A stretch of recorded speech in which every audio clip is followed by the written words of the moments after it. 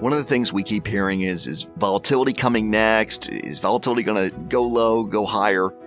Look, the answer is nobody knows. We use this analogy. Is there an earthquake coming? Nobody knows. But if it does, do you want a structure that's made out of steel or one that's made out of wood? And if we take that analogy to stocks, what are the proverbial steel companies? They're companies that are characterized by quality. But what does that actually mean? Well, you can take a universe of stocks, in this case U.S. stocks, and you can isolate those that have robust profit margins, efficient use of the firm's assets because they are a quality company.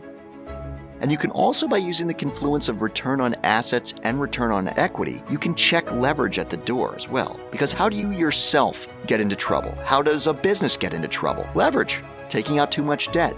It can be an issue. This is a critical component of the DuPont equation, which has been around for 100 years. It's a key tenet in academia, and it essentially says that you can break apart return on equity, which is a key concept in the halls of WisdomTree, into those ideas: profit margins, efficiency, checking leverage at the door. We have DGRW. It's been around since 2013. It's the WisdomTree U.S. Quality Dividend Growth Fund.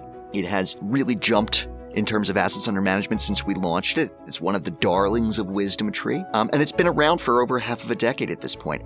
And something that's really, really interesting about it, if you look at the data on it, the very fact that we have a return on equity and return on assets screen, yet at the end, after doing that, we dividend weight them by company A's dividends relative to the dividends of everyone else. Sometimes we will oftentimes get a PE ratio that's actually lower than the S&P 500. So you can end up with a circumstance from time to time where valuations are lower than the broad market, yet you have that proverbial steel shelter in the earthquake.